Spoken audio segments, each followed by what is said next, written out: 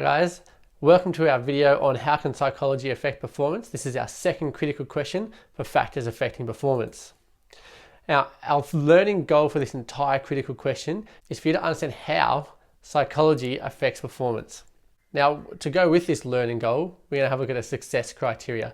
Now, a success criteria is how you know that you've actually learnt the goal. So, our first success criteria is for you to be able to explain how motivation, anxiety, and arousal affect performance and why psychological strategies are used to improve performance. As we go along, there's going to be smaller success criteria and smaller learning goals that fit within this. So our first dot point looks at motivation. And so our first learning goal for motivation is for you to be able to know the difference between the different types of motivation and for you to understand the situational nature of motivation. If we have a look here at our syllabus, the syllabus has the first dot point motivation, and underneath that dot point, it wants you to know both positive and negative types of motivation, as well as both intrinsic and extrinsic types of motivation. Now, normally these two types of motivation kind of get joined together. So a motivation will either be positive and extrinsic, or it might be negative and intrinsic.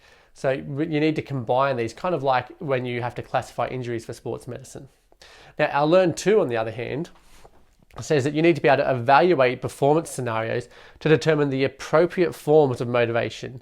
It's given you two examples there of golf versus boxing. What that essentially means is that you are required to look at scenarios and think about sporting scenarios and determine what type of motivation is actually occurring for that athlete or what might be best for that athlete in that scenario.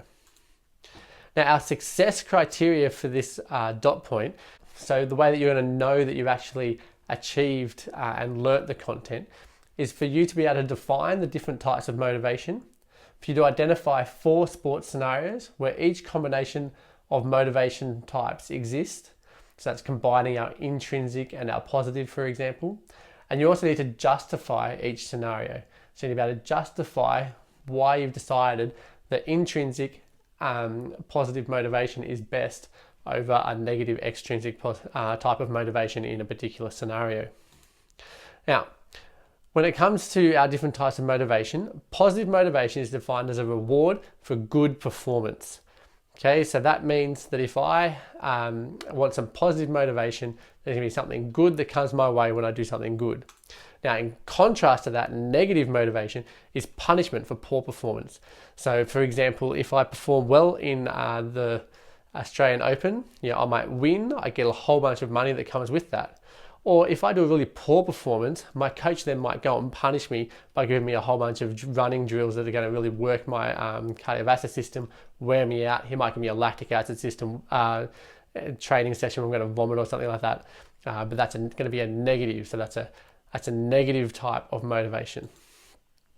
The other two types are intrinsic and extrinsic. So intrinsic comes from the athlete, so it actually comes from within, and often it has to do with the joys of winning or the fun of being involved in a social sport or something like that. Extrinsic is external from the athlete, so that means that the reward or the punishment is actually, it's not coming from the athlete themselves, it's coming from someone else, whether that be the coach, whether it be monetary, fame, fortune, whatever it happens to be.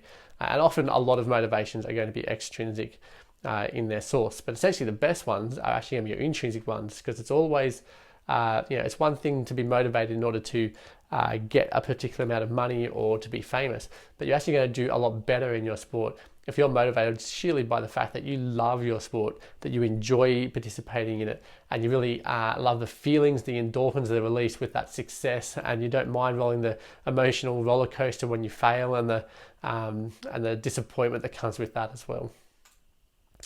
So we have to combine these when we're actually classifying and looking at particular sports scenarios. So an example of positive extrinsic motivation is $500 for scoring a goal. Another example of positive, but this time intrinsic motivation, is enjoying the sensation of winning or playing. If we now move to negative types of motivation, so a negative extrinsic type of motivation would be a coach subbing you off for poor performance. Whereas a negative intrinsic type of motivation would be the person beating themselves up because of a poor performance and telling themselves that they're no good, or how much better they should be able to do and all that kind of stuff. Now, it's very important for you to understand that motivation is contextual in nature. What that means is that the context will determine the best type of motivation. So the context includes the specific nature of the sport. So is it a particular sport that has really high intensities, is very dangerous, for example, boxing, where you might get hit? Okay, there's going to be a lot of negative motivation there because you're trying to avoid getting hit. If you get hit, it hurts, that's negative. Okay, it's also external. It also can be particular to the situation within the sport. So even within boxing, if you're the person getting hit in the corner, you're struggling and you're going to be having a whole bunch of negative external motivation. But if you are the one who's winning and on top of your opponent and you're punching them and you've got them in the corner and you're not letting them out, then you might actually have some intrinsic motivation that you might succeed, that you're enjoying yourself, and you might also have some extrinsic motivation in that you are starting to think about the money that you might get if you manage to defeat this opponent. Now, that can also be different with golf, for example. Golf is another type of sport, but generally speaking, you're not going to have a lot of extrinsic negative motivation. Most of what you're going to have is some intrinsic motivation that comes from the person themselves as they're focusing on their shot and swinging through. There might still be some extrinsic motivation in the money that they might win when they manage to win the round, but mostly they're looking for that internal satisfaction of hitting that wonderful shot that lands on the green or that beautiful putt that goes into the hole. Now, it's also, in terms of its context relative to the type of motivation, it's also going to be specific to the athlete themselves. Some athletes are really going to respond well to some negative motivation, whereas other athletes will hate negative motivation and will only respond well to positive motivation. Okay, so when you're thinking about what type of motivation is best, that may not be very easy for you to decide unless you know the athlete. So some athletes, and some of you even when it comes to your studies, will be very motivated by negative things, avoiding getting that detention for not having watched this video before you came to class. Or maybe you might be really responsive to positive motivation and your teacher might be giving you some kind of chocolate because you've watched this video before you've come to class.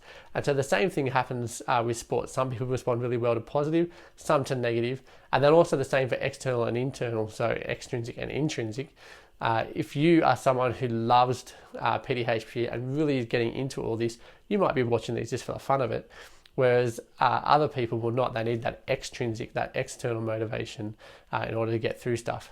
So the same thing applies for your study and also for your sports context. A final example for you to think about is the tennis player. So if a tennis player misses a shot and the pressure starts to build up on them, they might actually start to beat themselves up. And I've often seen this in the Australian Open, where players start to talk negatively to themselves about their poor shots. And they start to show that negative emotion while they're on the court, and that's actually negative intrinsic motivation that's occurring during that shot. Okay. However, if you happen to see a player that comes back from being 40 love down while they're serving to win that game, you'll actually see them hyping up the crowd or really getting involved and loving that feeling and getting that high. And so they'll have some intrinsic positive motivation, but they might also, in the hyping up of the crowd, be looking for that positive extrinsic type of motivation. And so really there you can see the situational nature of our motivation and which one's going to be best.